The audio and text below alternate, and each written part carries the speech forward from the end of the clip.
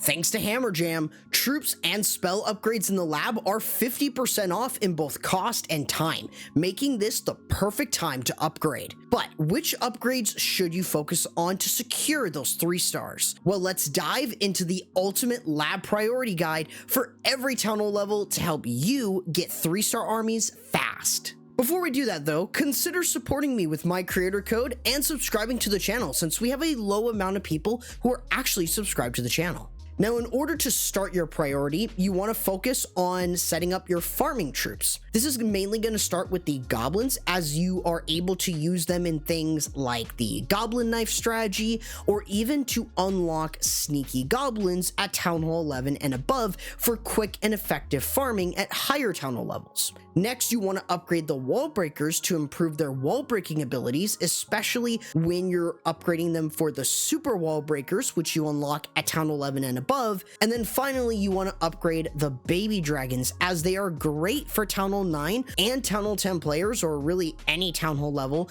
if they're looking for an alternative farming option similar to sneaky goblins but doesn't cost any dark elixir to boost. These upgrades are quick and cost effective, making them excellent long-term investments. Additionally, getting research potions with either raid medals or CW1 medals is great, as using them will cut 23 hours off upgrade times, and with Hammer Jam's 50% reduction in both time and cost, you can easily speed through these upgrades so you can get loot a lot quicker, so you can start focusing on your main armies that you want to start upgrading and using.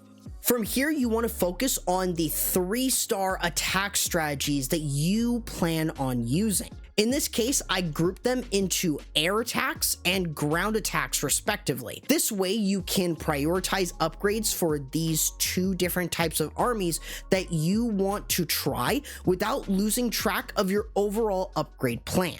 Let's start with air attacks, as they're often seen to be easy and effective. In this case, start with the dragon, as it's straightforward, powerful, and works well with super archer blimps or cloned balloon blimps. Next, upgrade the balloon, as this allows you to fit it within dragons, E-Drags, or Lalo armies while being deceptively powerful at that. Then you want to prioritize the Electro Dragon for a reliable 3-star army that has potential across all levels thanks to its chain damage attack. Afterwards, work on the Dragon Rider, which can strengthen both the Hydra and standalone Dragon Rider armies, but you'll then want to focus on the healers next, as they allow you to start using Queen Walks or Queen Charges for multiple air strategies, including Lalo, Dragons, E-Drags, and even Super Dragons. However, you can also upgrade them for Warden Charges, as it allows you to use it with the rocket balloons. From there, you want to upgrade the Lava Hound to improve its tanking for lava balloon attacks, or to tank for the battle blimp. And lastly, you'll want to focus on the minion, as its fast attack speed allows it to be an essential troop for cleanup in any army. Now, to boost your air attacks, you need to upgrade certain spells to make them much stronger. Start with the Rage spell, as it allows you to have a massive damage boost, which is the key to pushing through defenses, which is very much necessary for things like E-Drags or Dragons, or can even be great for things like a Queen Charge. Following that up with free spells to neutralize critical defenses for strategies like Hydra, Electro Dragons, or the Queen Charge Lalo attack, thanks to the longer duration that you get from the free spell as you upgrade it. From there, upgrade the Invisibility spell, which is highly effective for the Super Archer and Super Wizard blimps, but you'll then want to also prioritize the Clone spell, as this allows you to clone additional Super Archers, clone additional balloons, or even clone super minions from the battle blimp. If you're using a Lalo strategy, the haste spell should be next to improve the speed boost for your balloons. Lastly, you'll want to upgrade the poison spell to counter defensive CC troops, though it can be saved for later on, as it can often be donated to your clan castle. So if you want to focus on air armies, here is the troop and spell priority for this group of armies at a glance. This will allow you to more easily follow along and even share this with your clanmates. Just remember to skip over any upgrades if you don't have it unlocked, it's unable to be upgraded, or it's already maxed out. Now we move over to the ground-based armies, as they are very much incredibly strong in the current state of the game. To start, upgrade your witches, as they will be amazing for Town Hall 9 to Town Hall 11 players who can use the mass witch armies to 3-star most bases. Additionally, upgrading them from Town Hall 12 and above lets you use the super witches, and they get stronger as you upgrade them, making the witch a must upgrade troop if you haven't done so. Following the witches, upgrade the Electro Titans, as they're currently one of the best units in the game currently, thanks to their aura damage, high DPS, and insanely high HP. This really opens the door to the newly popular Electro Titan Smash army that won at World Finals.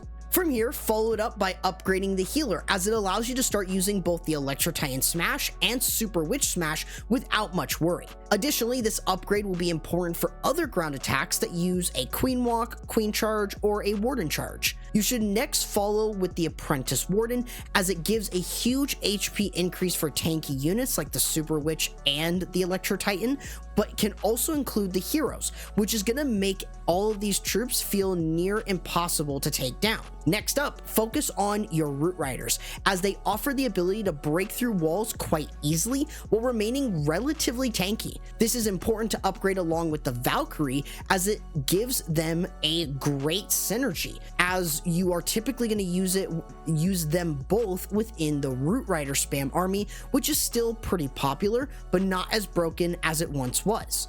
Finally, we get to the Mass Twin Hog army, where you can focus on your Yetis first, so they can provide a solid funnel for your main hero push, while also being sure to upgrade the Hog Riders next, as it lets you use them within their own Mass Hog army, or even pairing it with Super Hog Riders, as the level of the Hog Rider determines the strength of the Super Hogs.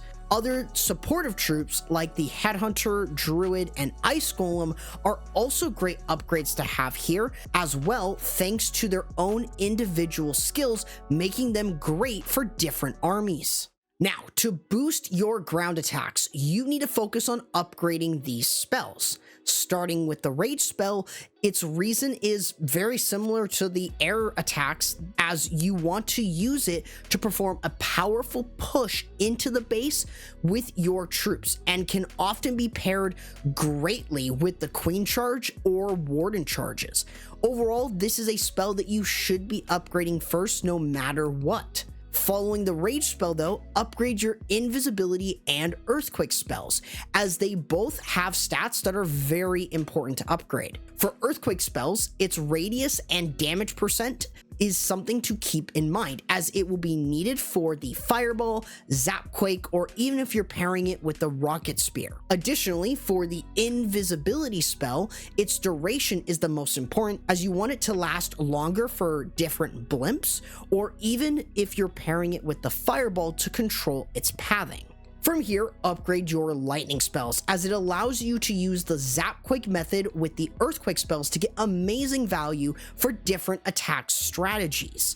Freeze spells are another good option to upgrade, as they completely neutralize critical defenses, which is why leveling it up as far as you can get it to for the most duration from it as you can is important, and it will generally keep your army safe from different defenses, whether they're single target or splash damage. You can also upgrade spells like Overgrowth or Jump spells, as they mainly allow players to pre-place them a little sooner than at lower levels. These, however, aren't used in a majority of the armies and can usually be left for later on in your priority. Additionally, of course, the Poison spell can be upgraded, but oftentimes you're just going to get it donated within the CC.